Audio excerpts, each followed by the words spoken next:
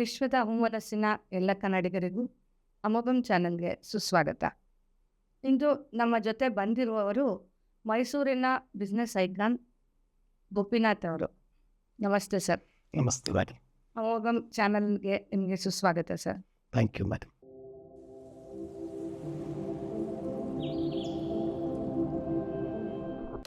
Sir, ನಾನು ನಿಮ್ಮ ಬಗ್ಗೆ ತಿಳ್ಕೊಂಡಿರೋದು ಸ್ವಲ್ಪ, ಆದರೆ ನಿಮ್ಮ ಸಾಧನೆ ಅಪಾರ ಅಂತ ನಾನು ಕೇಳಿದ್ದೀನಿ. ಮೊದಲಿಗೆ ನಮ್ಮ ವೀಕ್ಷಕರಿಗೆ ನಿಮ್ಮ ಬಾಲ್ಯ ಮತ್ತು ನೀವು ಎಲ್ಲಿ ಇದ್ದಿದ್ದು, ಹೇಗೆ ಬೆಳೆದಿದ್ದು, ಸ್ವಲ್ಪ ನಿಮ್ಮ ಬಗ್ಗೆ ತಿಳಿಸ್ತೀರಾ ಸರ್? ನಮಸ್ಕಾರ. ನನ್ನನ್ನು ಇನ್ವೈಟ್ ಮಾಡಿ ಸಮಯ ಕೊಟ್ಟು ನನ್ನ ಇಂಟರ್ವ್ಯೂ ತೊಗೋತಾ ಇದ್ದೀರಾ. ನಾನು ಹುಟ್ಟಿದ್ದು ಬೆಂಗಳೂರಲ್ಲಿ. ನಮ್ಮ ತಾಯಿ ಬಂದು ಬೆಂಗಳೂರು, ನಮ್ಮ ತಂದೆ ಮೈಸೂರವರು. ನಾನು 1961ನೇ ಇಸ್ವಿಯಲ್ಲಿ ಇಂದ ಮೈಸೂರಲ್ಲಿ ಇದ್ದೀನಿ. ನಮ್ಮ ತಂದೆ 61ನೇ ಇಸ್ವಿಯಲ್ಲಿ ಮೈಸೂರಿಗೆ ಬಂದಿದ್ದಾರೆ. ಅವ್ರ ಹೆಸರು BS ಲಕ್ಷ್ಮೀನಾರಾಯಣ ಗುಪ್ತಾ ಅಂದ್ಬಿಟ್ಟು ಒಂದು ದೊಡ್ಡ ಬಿಸ್ನೆಸ್ ಮ್ಯಾನ್ ಆಗಿದ್ದರು ನಮ್ಮ ತಂದೆ. ಅವರು ಒಂದು 92 ವರ್ಷ ವಯಸ್ಸು ತನಕ ಇದ್ದರು. ನನ್ನ ಹೆಸರು BL ಗೋಪಿನಾಥ್ ಅಂದ್ಬಿಟ್ಟು. ನಾನು ಬೈಸಾನಿ ಕುಟುಂಬಸ್ಥ. ಬೈಸಾನಿ ಕುಟುಂಬಸ್ಥರು ನಮ್ಮ ಸ್ಪೆಷಲಿ ನಮ್ಮ ಆರ್ಯ ವಿಶ್ವಾಸದಲ್ಲಿ ಸಾಕಷ್ಟು ಸಾಧನೆ ಮಾಡಿದ್ದಾರೆ. ನಾನು BL ಗೋಪಿನಾಥ್ ಇವತ್ತು ಈ ಸ್ಥಾನದಲ್ಲಿ ಬರಬೇಕು ಅಂದರೆ ನಮ್ಮ ತಂದೆಯವರಾದ BS ಲಕ್ಷ್ಮೀನಾರಾಯಣ ಗುಪ್ತಾ ಅವರು ಪ್ರಮುಖ ಕಾರಣವಾಗ್ತಾರೆ. ಅವರು ಹೆಂಗೆ ಅಂದರೆ ನಮ್ಮನ್ನು ಭಾಳ ಸಣ್ಣ ವಯಸ್ಸಲ್ಲೇ ಮುಂದಾಳತ್ವ ತಗೊಂಡು ಮುನ್ನುಗ್ಗಿ ಏನೇ ಕೆಲಸ ಮಾಡಿದ್ರು ಅವ್ರ ಬ್ಯಾಕ್ಗ್ರೌಂಡಲ್ಲಿ ಅವರು ನಾನಿದ್ದೀನಿ ಮಾಡು ಅನ್ನೋದು ನಮಗೆಲ್ಲ ಇಂಡಿಪೆಂಡೆಂಟ್ ಬಿಸ್ನೆಸ್ ಅನ್ನೋದು 28-30 ವರ್ಷದಲ್ಲಿ ಫುಲ್ ಫ್ಲೆಡ್ಜಾಗಿ ಕೊಟ್ಟಿದ್ದರು. ಅದಕ್ಕೆ ನಮ್ಮ ತಂದೆಗೆ ಸಪೋರ್ಟಾಗಿ ನಮ್ಮ ತಾಯಿಯವರಾದ BL ರಾಜಲಕ್ಷ್ಮಿ ಅವರು ಅಷ್ಟೇ ಈ ಜೀವನದಲ್ಲಿ ಅದನ್ನು ಹೆಂಗೆ ನಿಭಾಯಿಸಬೇಕು ಅನ್ನೋದು ಜೀವನದಲ್ಲಿ ನಮ್ಮ ಜೀವನದ ಮೌಲ್ಯಗಳನ್ನು ಭಾಳ ಚೆನ್ನಾಗಿ ಅವರು ಕಲಿಸ್ಕೊಟ್ಟಿದ್ದಾರೆ ನಮಗೆ. ನನ್ನ ಫ್ಯಾಮಿಲಿ ಬಗ್ಗೆ ಹೇಳಬೇಕು ಅಂದರೆ ನನಗೆ 2 ಗಂಡು ಮಕ್ಕಳು. ದೊಡ್ಡವನು BG ರೋಹನ್ ಅಂದ್ಬಿಟ್ಟು ಅವನು ಮ್ಯಾಂಚೆಸ್ಟ್ರಲ್ಲಿ MBA ಮಾಡಿಕೊಂಡು ಈಗೇನು ನನ್ನ ಬಿಸ್ನೆಸ್ಸೇ ಮಾಡ್ತಾಯಿದ್ವಿ. ನಮ್ಮಲ್ಲಿ ಒಂದು 300-350 ಜನ ಸ್ಟಾಫ್ ಇದ್ದಾರೆ. ಅದರಿಂದ ನನ್ನ ಮಕ್ಕಳು ಅವರು ಇಲ್ಲ ನಾವು ನನ್ನ ಬಿಸ್ನೆಸ್ಸೇ ಮಾಡ್ತೀನಿ ಅಂತ ಬಂದಿದ್ದಾರೆ. ನನ್ನ ಸೊಸೆ ಬಂದು ವೆಂಕಟಕೃಷ್ಣ ನಾಗಮಣಿ ಅಂದ್ಬಿಟ್ಟು ಅವರು ಬಂದು ಆಂಧ್ರದ ಕಾಕಿನಾಡದಿಂದ. ಅವ್ರ ತಂದೆ ಒಂದು ದೊಡ್ಡ ಇಂಡಸ್ಟ್ರಿಯಲಿಸ್ಟು. ಒಂದು 4,000 ಕೋಟಿ ಟರ್ನ್ ಓವರ್ ಮಾಡೋಂಥ ಕಂಪ್ನಿಯಲ್ಲಿ ಅವಳು ಸೇರಿರುವಂಥ ಹುಡುಗಿ ನಮ್ಮನೆಗೆ ಸೊಸೆಯಾಗಿ ಬಂದಿದ್ದಾಳೆ, ಮೊದಲನೇ ಸೊಸೆ. ಇನ್ನು ನನ್ನ 2ನೇ ಮಗ BG ಅಮೃತ್ ಅಂದ್ಬಿಟ್ಟು ಅವನು SP ಜೈನಲ್ಲಿ ಮುಂಬೈಯಲ್ಲಿ ಅವನು MBA ಮಾಡ್ಕೊಂಡು ಬಂದಿದ್ದಾನೆ. ಅವನು ಅಷ್ಟೇ ನನ್ನ ಜೊತೆನೇ ಅವ್ರು ಏನೇ ಓದಿದ್ರು ನನ್ನ ಜೊತೆನೇ ಅವ್ರು ಬಿಸ್ನೆಸ್ ಮಾಡಬೇಕು ಅಂದರೆ ನನಗೆ ಕೈ ಜೋಡಿಸಿ ನನ್ನ ಜೊತೆ ಬಿಸ್ನೆಸ್ ಮಾಡ್ತಾಯಿದ್ದಾರೆ. ನನ್ನ 2ನೇ ಸೊಸೆ ಬಂದುಬಿಟ್ಟು ಡಾಕ್ಟರ್ ಅಮೂಲ್ಯ ಅಂದ್ಬಿಟ್ಟು ಅವಳು MBBS ಮಾಡಿ MS ಮಾಡಿ MCH ಮಾಡಿದ್ದಾಳೆ. ಅವಳು ಅಮೂಲ್ಯ ಬಂದು ಅವಳು CET ರ್ಯಾಂಕಿಂಗ್ ಎಲ್ಲ 15ನೇ ರ್ಯಾಂಕಿಂಗು 20ನೇ ರ್ಯಾಂಕಿಂಗು.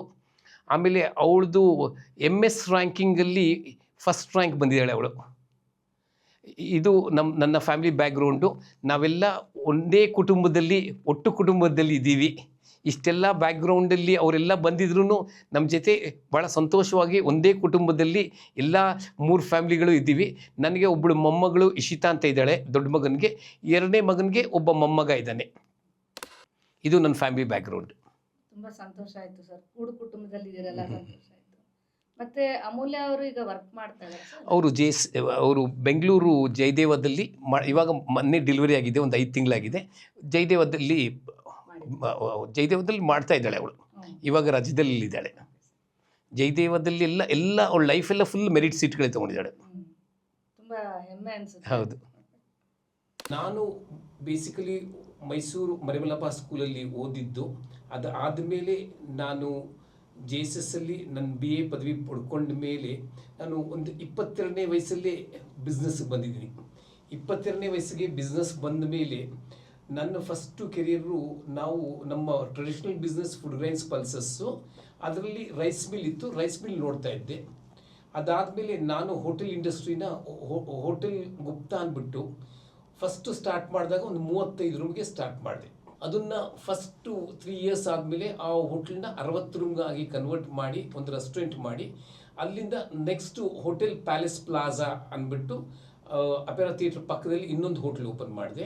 ಅದು ಆದಮೇಲೆ ಮತ್ತೊಂದು ಹೋಟೆಲ್ ಅಭಿಷೇಕ್ ಅಂದ್ಬಿಟ್ಟು ಮಾಡಿದೆ. ಅದಾದಮೇಲೆ ಇನ್ನು ಮತ್ತೊಂದು ಹೋಟ್ಲು ಗ್ಯಾಲರಿ ವ್ಯೂ ಅಂತ ಮಾಡಿದೆ. ಈ ಮಧ್ಯದಲ್ಲಿ ಇನ್ನೊಂದು ಭಾಳ ಒಳ್ಳೆಯ ಹೋಟ್ಲ್ ಮಾಡಬೇಕು ಅಂದ್ಬಿಟ್ಟು ಇದೆಲ್ಲ ಆದಾಗ ನಂದು ಆಲ್ಮೋಸ್ಟ್ ಒಂದು 180 ರೂಮ್ ಆಗಿತ್ತು. ಅದಾದಮೇಲೆ ಕೋರಮ್ ಹೋಟ್ಲಿನ ಒಂದು 5 ಸ್ಟಾರ್ ಫೆಸಿಲಿಟೀಸು, ಒಂದು 4 ಸ್ಟಾರ್ ರೇಟಿಂಗಲ್ಲಿ ಒಂದು 4 ಬ್ಯಾಂಕ್ವೆಟ್ಸು, ಅಲ್ಲಿ 2-3 ರೆಸ್ಟೋರೆಂಟು, ಸ್ವಿಮ್ಮಿಂಗ್ ಪೂಲ್ ಎಲ್ಲ ಇರುವಂಥದ್ದು 1,00,000 ಸ್ಕ್ವೇರ್ ಫೀಟ್ ಇರುವಂಥ ಬಿಲ್ಡಿಂಗ್ನ ಮಾಡಿದೆ. ಈ ಮಧ್ಯದಲ್ಲಿ ಇದೊಂದೇ ಬಿಸ್ನೆಸ್ ಮಾಡಿದ್ರೆ ನಾವು ಬಿಸ್ನೆಸ್ಸಲ್ಲಿ ಮುಂದೆ ಬರಲಿಕ್ಕಾಗಲ್ಲ ಅಂದ್ಬಿಟ್ಟು ಲ್ಯಾಂಡ್ ಡೆವಲಪ್ಮೆಂಟು ಇವಾಗ ಒಂದೆರಡು ಲೇಔಟ್ಗಳಾಗ್ತಾ ಇದೆ. ಇದಲ್ಲದೆ ಸ್ವಲ್ಪ ಬೆಂಗಳೂರಲ್ಲಿ, ಮೈಸೂರಲ್ಲಿ ಕಮರ್ಷಿಯಲ್ ಆ್ಯಕ್ಟಿವಿಟಿ ಇರಬೇಕು ಅಂತ ಬೆಂಗಳೂರಲ್ಲಿ ಒಂದು 35,000 ಸ್ಕ್ವೇರ್ ಫೀಟು ನಮ್ಮ ತಂದೆಯಿಂದ ನಮ್ಮ ಫ್ಯಾಮಿಲಿಗೆ ಬಂದಿರೋದ್ರಲ್ಲಿ ಅಲ್ಲಿ ಒಂದು ವೇರ್ ಹೌಸ್ಗಳು ಮಾಡಿದ್ವಿ ಮೈಸೂರು ರೋಡಲ್ಲಿ. ಅದಾದಮೇಲೆ ನಮ್ಮ ಒಬ್ಬರು ಸ್ನೇಹಿತರ ಜೊತೆ ಜಯನಗರ್ 40 ಬ್ಲಾಕಲ್ಲಿ ಒಂದು ಸೈಟ್ ಮಾಡಿದ್ವಿ. ಮೈಸೂರಲ್ಲಿ ಒಂದು 2-3 ಕಮರ್ಷಿಯಲ್ ಕಾಂಪ್ಲೆಕ್ಸ್ಗಳು ಮಾಡಿಕೊಂಡು ನನ್ನ ವೃತ್ತಿ ಜೀವನಕ್ಕೆ ಏನು ಇದಲ್ಸೆ ಸ್ಟಾಕ್ಸ್ ಆ್ಯಂಡ್ ಶೇರ್ಸ್ ಮಾಡ್ತೀನಿ. ನನ್ನ ವೃತ್ತಿ ಜೀವನಕ್ಕೆ ಏನು ನನ್ನ ದಿನಚರಿ ಸ್ಟಾರ್ಟ್ ಆಗುತ್ತೆ ಅಂದರೆ ಬೆಳಿಗ್ಗೆ ಒಂದು 5:30ಗೆ ಸ್ಟಾರ್ಟ್ ಆಗುತ್ತೆ. ರಾತ್ರಿ 10:30 ತನಕ ನಾನು ನನ್ನ ಕೆಲಸನ ಎಂಜಾಯ್ ಮಾಡಿಕೊಂಡು ಮಾಡ್ತಾ ಇರ್ತೀನಿ. ಯಾವತ್ತೂ ಇವಾಗ ನನಗೆ ಇನ್ನೊಂದು 2 ತಿಂಗಳಾದರೆ 65 ಮುಗಿದು 66ಕ್ಕೆ ಹೋಗ್ತೀನಿ. ಹಂಗಾದರೆ ನಮಗೆ ಯಾವತ್ತೂ ಇದು 65 ಆಗೋಯ್ತು 66 ಆಗೋಯ್ತು ಅನಿಸೋದೇ ಇಲ್ಲ. ಇನ್ನೂ ಒಂದು 35-40 ವರ್ಷ ಇದೆ ಅಂತ ನಮ್ಮ ವಯಸ್ಸಿನ ಬಗ್ಗೆ ಅರಿವಾಗಲ್ಲ ನಾವು ಕೆಲಸ ಮಾಡ್ತಾ ಇದ್ದಾಗ. ಪ್ಲಸ್ ನಾನು ಹೆಲ್ತ್ ಕಾನ್ಷಿಯಸ್ ಆಗಿರ್ತೀನಿ. ಬೆಳಿಗ್ಗೆ ಒಂದು 5 ಕಿಲೋಮೀಟ್ರು, ಅದಾದಮೇಲೆ 1 ಅವರ್ ಯೋಗ ಮಾಡ್ತೀನಿ. ಅದಾದಮೇಲೆ ನಾನು ನನ್ನ ಶ್ರೀಮತಿಯಾದ BG ರಜನಿ ಅವ್ರ ಜೊತೆ ಸಾಯಂಕಾಲ ಒಂದು 4 ಕಿಲೋಮೀಟ್ರ್ ವಾಕಿಂಗ್ ಮಾಡ್ತೀನಿ. ನನ್ನ ಆವ್ರೇಜಲ್ಲಿ ಒಂದು 15,000 ಸ್ಟೆಪ್ಸು ಡೈಲಿ ನಡೀತೀನಿ, ಮಿಸ್ ಮಾಡಿದೆ. ಪ್ರಪಂಚದಲ್ಲಿ ಎಲ್ಲಿದ್ರೂ ನಡೆದಿದ್ದೀನಿ. ಇದು ನನ್ನ ವೃತ್ತಿ ಜೀವನದ ಬಗ್ಗೆ ಆಯಿತು. ತುಂಬ ಸಂತೋಷ ಆಯಿತು ಸರ್. ನೀವು ನಿಜವಾಗ್ಲೂ ಬಿಸ್ನೆಸ್ಸಲ್ಲಿ ಇಷ್ಟು ಸಾಧನೆ ಮಾಡಿದ್ದೀರಾ. ಆದರೆ ನೀವು ನೋಡೋಕ್ಕೆ ಹೇಗಿದ್ದೀರಾ ಅಂದರೆ ತುಂಬ ಸಿಂಪಲ್. ನೀವು ಬಂದಾಗಲಾಗಲಿ, ನೀವು ಮಾತಾಡಿಸಿದಾಗಲಾಗಲಿ ನೀವು ಇಷ್ಟು ಒಂದು ಅಚೀವ್ ಮಾಡಿದ್ದೀರಾ ಅಂತ ಗೊತ್ತೇ ಆಗಲ್ಲ. ಅಷ್ಟು ಸರಳವಾಗಿದ್ರಿ. ಅದು ನಮಗೆ ಸ್ಫೂರ್ತಿನೇ. ನಿಮ್ಮ ಸಾಧನೆ ಜೊತೆ ನಿಮ್ಮ ಸರಳತೆನೂ ನಮಗೆ ಸ್ಫೂರ್ತಿ ಸರ್. ಮತ್ತು ನೀವು ಈ ವೃತ್ತಿ ಜೊತೆ ಇನ್ಯಾವ ಒಂದು ಹವ್ಯಾಸಗಳನ್ನ ಇಟ್ಕೊಂಡಿದ್ದೀರಾ ಸರ್? ನಾನು ಧಾರ್ಮಿಕ ಕಾರ್ಯಕ್ರಮಗಳಿಗೆ ಮೈಸೂರಿನ ಧಾರ್ಮಿಕ ಕಾರ್ಯಕ್ರಮಗಳು ಅಂದರೆ ಮೈಸೂರಿನ ವಾಸವಿ ಜನಾಂಗದ ಜೊತೆ ನಾನು ಯಾವುದೇ ವೇದಿಕೆಯಲ್ಲಾಗಲಿ ಯಾವುದರಲ್ಲೇ ಆಗಲಿ ಅದರದ ಮುಂದಾಳತ್ವ ತಗೊಳ್ತೀನಿ. ಇಲ್ಲಿ ನಿಜಪಾದ ಬಂದಾಗ ನಮ್ಮಲ್ಲಿ ಸಂಘಟನೆ ಅನ್ನೋದು ಆ ನಿಜಪಾದದಿಂದ ಮೈಸೂರಿನ ವಾಸವಿ ಯುವಜನಗರಲ್ಲಿ ಒಂದು ಸಂಘಟನೆ ಆಯಿತು. ಆ ಸಂಘಟನೆಯಲ್ಲಿ ಅದರ ಮುಂದಾಳತ್ವದಲ್ಲಿ ನಾನೇ ಮಾಡಿ ಮೈಸೂರಿಗೆ ಭಾಳ ವಿಜೃಂಭಣೆಯಾದ ನಿಜಪಾದ ಮಾಡಿದ್ವಿ. ಅದರದ್ದೊಂದು ಬಜೆಟ್ಟು ಒಂದು 70-80 ಲಕ್ಷ ಆಯಿತು. ಅದನ್ನು ಭಾಳ ಈಸಿಯಾಗಿ ನಮಗೆ ಭಗವಂತ ಕರುಣಿಸಿದ. ಅದರ ಮುಂದಾಳತ್ವ ತಗೊಂಡ್ಮೇಲೆ ಪ್ರತಿ ವರ್ಷವೂ ಎಲ್ಲ ದೇವಸ್ಥಾನಗಳಿಂದ ಸೇರಿಸಿ ಒಂದು ಮೆರವಣಿಗೆ ಬರುತ್ತೆ.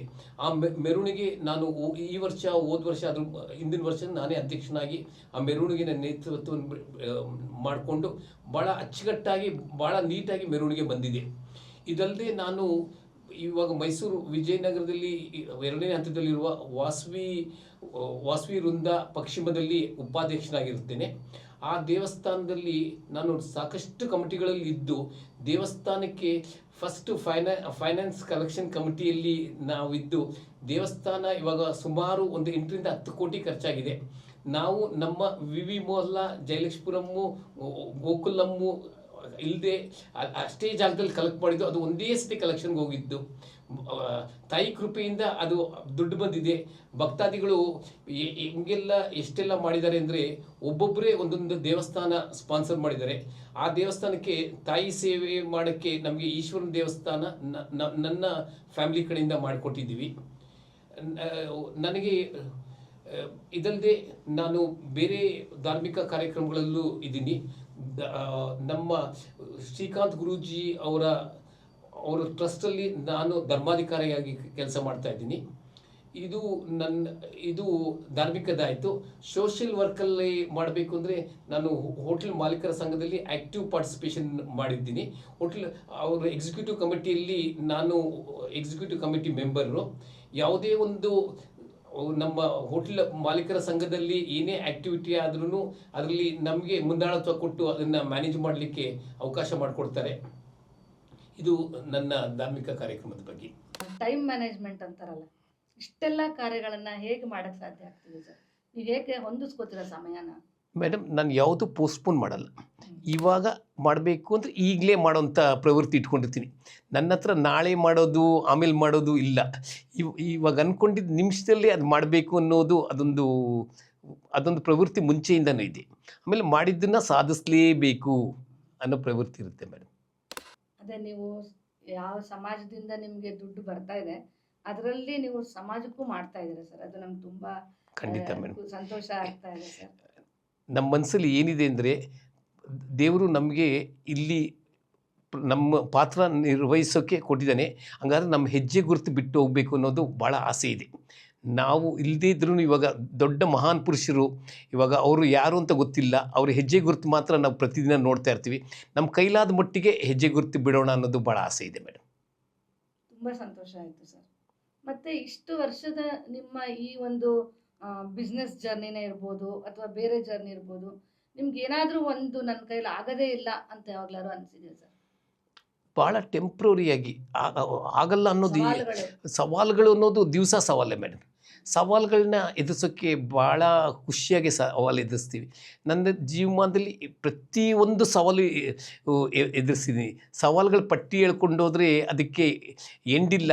ಅದು ಸಮಾಜದ ದುಷ್ಟಶಕ್ತಿಗಳಿಂದನೂ ಸವಾಲಿರ್ಬೋದು, ಇಲ್ಲ ನಮ್ಮ ಎಲ್ಲ ಥರ ಸವಾಲುಗಳನ್ನು ಎದುರಿಸಿ ಗಟ್ಟಿಯಾಗಿ ನಿಂತ್ಕೊಂಡು ಹೋಗೋದೇ ಇವಾಗ ಸವಾಲು ಅನಿಸಲ್ಲ. ಸವಾಲು ಅನ್ನೋದನ್ನು ಚಾಲೆಂಜಾಗಿ ತೊಗೋಬೇಕು, ಅದನ್ನು ನಿಭಾಯಿಸಬೇಕು ಅನ್ನೋದೇ ಅನಿಸುತ್ತೆ. ಅಂದ್ರೆ ನೀವು ಚಾಲೆಂಜ್ ತಗೊಂಡು ಅದನ್ನ ಗೆದ್ದು ಇವಾಗ ಸವಾಲು ಅನ್ಸಲ್ಲ. ನಿಮ್ಗೆ ಸಾಮಾನ್ಯ ವಿಷಯ ಆಗ್ಬಿಟ್ಟಿದೆ. ಹೌದು. ಸೊ ನಿಮ್ಮ ಒಂದು ಸಂದೇಶ ಏನು ಸರ್ ಈಗಿನ ಯೂತ್ಗೆ ಅಥವಾ ಈ ಸೊಸೈಟಿಗೆ? ನಿಮ್ಮ ಒಂದು ಸಂದೇಶ? ಎಲ್ಲರೂ ಹೇಳ್ದಂಗೆ ಡ್ರೀಮ್ ಅನ್ನೋದನ್ನು ಭಾಳ ದೊಡ್ಡದಾಗಿ ಡ್ರೀಮ್ ಮಾಡಬೇಕು. ಡ್ರೀಮ್ ಮಾಡೋದಲ್ಲ, ಡ್ರೀಮ್ಗೆ ನಮ್ಮ ಎಫರ್ಟು ಬೇಕು. ಆಮೇಲೆ ಇದ್ರ ಜೊತೆಗೆ ಭಗವಂತನ ನಂಬಿ, ಭಗವಂತ ನಮ್ಮ ಜೊತೆಯಲ್ಲೇ ಇದ್ದಾನೆ ಅನ್ನೋದು ಒಂದು ಧೈರ್ಯ ನಾವು ಇಟ್ಕೊಂಡು ಮಾಡಿದ್ರೆ ಭಾಳ ಈಸಿಯಾಗಿ ನಮ್ಮ ಗೋಲ್ನ ರೀಚ್ ಆಗ್ಬೋದು. ಆಮೇಲೆ ಪ್ರಪಂಚದಲ್ಲಿ ಗೋಲ್ ರೀಚ್ ಆಗೋಕ್ಕೆ ಅದು ಲಿಮಿಟ್ ಇಲ್ಲ. ಅವರು ಎಷ್ಟು ದೊಡ್ಡ ಗೋಲ್ ಇರುತ್ತೆ ಆ ಗೋಲ್ಗೆ ನಾವು ರೀಚ್ ಆಗ್ತೀವಿ. ಆರ್ಯವೈಶ್ಯ ಸಮಾಜದವರು ಈ ನಾಡಿಗೆ ಒಂದು ಒಳ್ಳೆ ಮೆಸೇಜ್ ಕೊಟ್ಟಿದ್ದಾರೆ. ಈ ಸಮಾಜದಲ್ಲಿ ನನಗೂ ಗೊತ್ತಿದ್ದಂಗೆ ಆಲ್ಮೋಸ್ಟ್ ಎವ್ರಿಬಡಿ ಈ ಸಮಾಜದ ಚೌಕಟ್ಟಿನಲ್ಲೇ ಜೀವನ ಮಾಡ್ತಾರೆ. ಈ ಸಮಾಜದ ಚೌಕಟ್ಟು, ಕಾನೂನು ಕಟ್ಟಳೆಗಳು ಏನಿದೆ ಅದನ್ನು ಬಿಟ್ಟು ಮಾಡಲ್ಲ. ಇದರಲ್ಲಿ ಒಂದು ಒಳ್ಳೆ ಸಕ್ಸಸ್ ಮಾಡಬಹುದು. ಇದು ಕಷ್ಟ ಇದೆ. ಕಷ್ಟ ಇದ್ರೂ ನಾವು ಸಮಾಜದ ಚೌಕಟ್ಟಲ್ಲಿ ಕೆಲಸ ಮಾಡಿದಾಗ ಅದ್ರ ಸಕ್ಸಸ್ ಅನ್ನೋದು ನಿಮ್ಮ ಮನಸ್ಸಿಗೆ, ಆಮೇಲೆ ಸಮಾಜಕ್ಕೆ, ನಿಮ್ಮ ಫ್ಯಾಮ್ಲಿಗೆ, ಪೂರ್ತಿ ಮುಂದಿನ ಪೀಳಿಗೆಗೆ ಭಾಳ ಒಳ್ಳೆಯದು ದಾರಿ ಮಾಡಿಕೊಡುವಂಥ ಕೆಲಸಗಳನ್ನು ನಾವು ಮಾಡ್ಬೋದು ಅಂತ ಈ ಸಮಯದಲ್ಲಿ ಹೇಳಬೇಕು ಅಂತ ನಾನು ಇಷ್ಟಪಡ್ತೀನಿ. ನಾನು ನೋಡ್ದಂಗೆ ಈ ಸಮಾಜದಲ್ಲಿ ಹೆಂಗಿದೆ ಅಂದರೆ, ಯಾವುದೇ ದೂರದಿಂದ ನೋಡಿದಾಗ ಅದನ್ನು ಮಾಡಲಿಕ್ಕೆ ಸಾಧ್ಯ ಇಲ್ಲ. ಅಯ್ಯೋ ಇದನ್ನು ಮಾಡೋಕ್ಕಾಗಲ್ಲ, ಅದನ್ನು ಮಾಡೋಕ್ಕಾಗಲ್ಲ ಅಂತ ನಾನು ನೋಡ್ದಂಗೆ ನಾವು ಅದನ್ನು ಫೇಸ್ ಮಾಡ್ತೀವಿ. ನಾವಿರೋ ರೂಟಲ್ಲಿ ಅದನ್ನು ಮೆಟ್ಟಿ ನಿಂತಾಗ ಅದನ್ನು ಫೇಸ್ ಮಾಡೋಕ್ಕೆ ಖಂಡಿತ ಆಗುತ್ತೆ ಯಾರಿಗೇ ಆಗಲಿ. ಇದರಲ್ಲಿ ಯಾರೂ ಈ ಸಮಾಜದಲ್ಲಿ ವೀಕ್ ಅನ್ನೋರು ಯಾರೂ ಇಲ್ಲ. ಬಡವರು ಅನ್ನೋರಿಲ್ಲ, ಶ್ರೀಮಂತರು ಅನ್ನೋರಿಲ್ಲ. ನಮ್ಮ ಮನಸ್ಥಿತಿ ಬಡವನಾದವರು ಭಾಳ ದೊಡ್ಡ ಶ್ರೀಮಂತ ಆಗ್ಬೋದು, ಭಾಳ ದೊಡ್ಡ ಶ್ರೀಮಂತ ಬಡವನಾಗ್ಬೋದು. ಇದೆಲ್ಲ ನಮ್ಮ ಮನಸ್ಥಿತಿ, ನಾವು ಮಾಡೋ ಕಾರ್ಯದಲ್ಲಿ ಇದು ಇರುತ್ತೆ ಅಂತ ಹೇಳ್ತಾರೆ. ನನ್ನ ಮಾತನ್ನು ಮುಗಿಸ್ತೇನೆ.